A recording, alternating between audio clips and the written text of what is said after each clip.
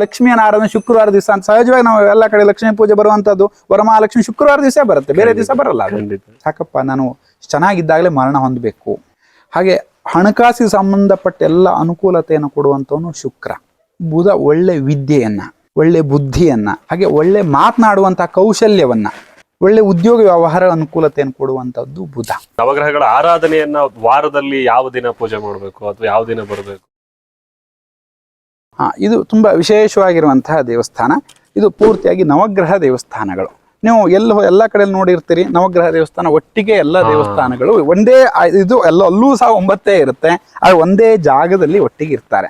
ಆದರೆ ತುಂಬಾ ವಿಶೇಷವಾಗಿ ಪ್ರಾಕ್ಟಿಕಲ್ ಅನ್ನು ಹೇಳ್ತೀವೋ ಆ ರೀತಿಯಲ್ಲಿ ಮಾಡಿರುವಂತಹ ದೇವಸ್ಥಾನ.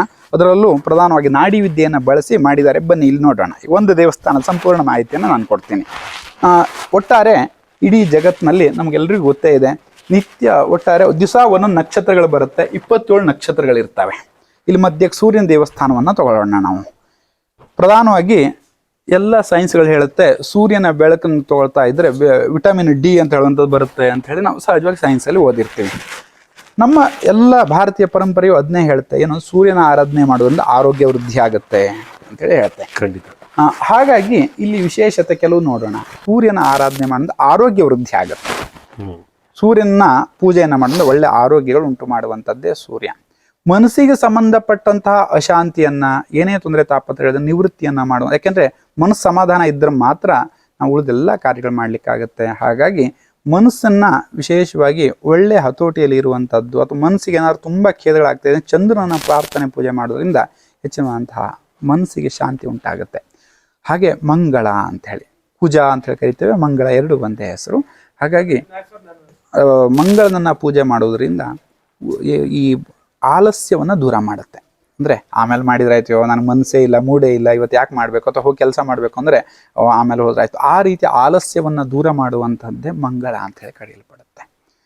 ಹಾಗೆ ಬುಧ ಒಳ್ಳೆ ವಿದ್ಯೆಯನ್ನ, ಒಳ್ಳೆ ಬುದ್ಧಿಯನ್ನ, ಹಾಗೆ ಒಳ್ಳೆ ಮಾತನಾಡುವಂಥ ಕೌಶಲ್ಯವನ್ನ, ಒಳ್ಳೆ ಉದ್ಯೋಗ ವ್ಯವಹಾರ ಅನುಕೂಲತೆಯನ್ನು ಕೊಡುವಂಥದ್ದು ಬುಧ.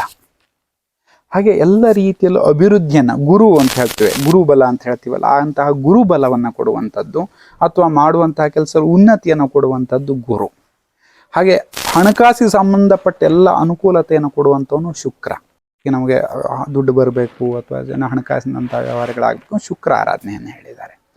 ಹಾಗೆ ಎಲ್ಲ ಬರ್ತಾ ಅನೇಕ ಕಾರ್ಯಗಳು ಅಡೆತಡೆಗಳಾಗ್ತಾ ಇದೆ, ಅದರ ನಿವೃತ್ತಿಗಾಗಿ ಶನಿದೇವರ ಪೂಜೆಯನ್ನು, ಶನೈಶ್ಚರ ಅತ್ಯಂತ ನಿಧಾನವಾಗಿ ಚಲನೆಯನ್ನು ಮಾಡುವಂಥವನು ಅಂಥೇಳಿ. ಹಾಗೆ ಶನಿ ಸಂತಾನ, ಸೌಭಾಗ್ಯ ಇತ್ಯಾದಿಗಳ ಅನುಕೂಲತೆಯನ್ನು ಕೊಡುವಂಥ ಒಂದು ರಾಹು. ಹಾಗೆ ಕೊನೆಯಲ್ಲಿ ಸಾಕಪ್ಪ ನಾನು ಚೆನ್ನಾಗಿದ್ದಾಗಲೇ ಮರಣ ಹೊಂದಬೇಕು, ಯಾರ ಹತ್ರ ಸೇವೆ ಮಾಡ್ಕೊಳ್ಳೋ ಅಂದರೆ ಅವನ ಜೀವನ ಪರಿ ಎಲ್ಲನೂ ಅನುಭವಿಸಿದ್ದಾನೆ. ಕೊನೆಯಲ್ಲಿ ಏನು ಅಂದರೆ ಎಷ್ಟೋ ಜನ ಹೇಳ್ತೀವಿ, ನಾ ಯಾರ ಹತ್ರ ಸೇವೆ ಮಾಡಿಸ್ಕೊಳ್ಬಾರ್ದು ಇನ್ನು. ಹಾಗಾದ್ರೆ ನಾನು ಎಲ್ಲ ಅನುಭವಿಸಿದ್ದೀನಿ, ಮೊಮ್ಮಕ್ಕಳಾಗಿದ್ದಾರೆ, ಎಲ್ಲ ಕಾರ್ಯವನ್ನೆಲ್ಲ ಚೆನ್ನಾಗಿ ಜೀವನ ಮಾಡಿದ್ದೀನಿ, ಅನಾಯಾಸೇನ ಮರಣಂ ವಿನಾದೆ ಇನ್ನೇನೇ ಜೀವನಂ ಅಂತ ಹೇಳಿ. ಹಾಗೆ ಮೋಕ್ಷ ಅಂತೇಳಿ ಕೊನೆಯಲ್ಲಿ ಅನುಭವಿಸ್ಬೇಕಾದ್ರೆ ಮೋಕ್ಷ ಅಂತ, ಆ ಮೋಕ್ಷವನ್ನು ಕಲ್ಪಿಸುವನು ಕೇತು. ಹಾಗೆ ಇದಿಷ್ಟು ಬಿಟ್ಟರೆ ಬೇರೆ ಏನೂ ಯಾರು ನಿರೀಕ್ಷೆ ಮಾಡ್ಲಿಕ್ಕಿಲ್ಲ, ಮತ್ತು ಆಗೋದು ಬೇರೆ ಏನೂ ಇಲ್ಲ. ಒಟ್ಟು ಆವ ಗ್ರಹಗಳಿಗೆ ಸಂಬಂಧಪಟ್ಟ ಪ್ರದಕ್ಷಿಣೆ ಪೂಜೆ ಮಾಡಿದ ಬಂದಿರುವಂಥ ಏನೇ ಸಮಸ್ಯೆಗಳಿದ್ರು ಅದಕ್ಕೆ ಉತ್ತರವನ್ನ ಈ ನವಗ್ರಹ ದೇವಸ್ಥಾನಗಳ ಆರಾಧನೆ ಪೂಜೆಯನ್ನು ಮಾಡೋದನ್ನ ಕಂಡುಕೊಳ್ಬಹುದು, ಅದನ್ನ ಮಾಡ್ಲಿಕ್ಕೆ ಆಗುತ್ತೆ ತಿಳಿಸ್ಕೊಡುವಂಥದ್ದು ಈ ನವಗ್ರಹದ ವಿಶೇಷತೆ.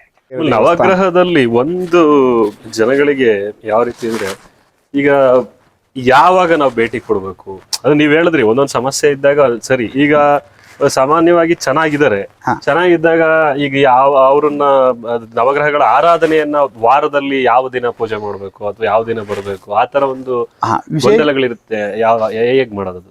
ವಿಶೇಷವಾಗಿ ಶಾಸ್ತ್ರಗಳೇನು ಹೇಳುತ್ತೆ ಅಂದ್ರೆ, ಪ್ರತಿಯೊಂದು ಈ ರವಿವಾರ, ಸೋಮವಾರ, ಮಂಗಳವಾರ ಅಂತ ಹೆಸರು ಬಂದಿದೆಯಲ್ಲ, ಇದು ಆ ಹಿಂದೆ ಋಷಿ ಮಹರ್ಷಿಗಳು ಇದನ್ನ ಕಂಡು ಹಿಡಿದುಕೊಂಡೇ ಇದನ್ನ ಹೆಸರು ಇಟ್ಟಿದ್ದಾರೆ. ಈ ಸಂಡೇ ಮಂಡೇ ಟ್ಯೂಸ್ಡೇ ಅಂತ ಹೇಳುವಂಥದ್ದು ಅದಕ್ಕೂ ಸಂಬಂಧ ಇಲ್ಲ. ಆದ್ರೆ ಋಷಿ ಮಹರ್ಷಿಗಳು ಇಟ್ಟರು ರವಿ ಅಂತ ಹೇಳೋದೇ ಸೂರ್ಯ ಅಂತ ಹೇಳಿ.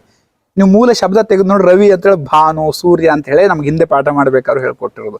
ಹಾಗಾಗಿ ರವಿವಾರ ದಿವಸ ರವಿಯನ್ನೇ ಆರಾಧಿಸಬೇಕು, ಸೂರ್ಯನ್ನೇ ಆರಾಧನೆ ಮಾಡಬೇಕು. ಹಾಗೆ ಬಂದ್ರೆ ಚಂದ್ರ ಅಂತ ಹೇಳಿ ಬರುತ್ತೆ.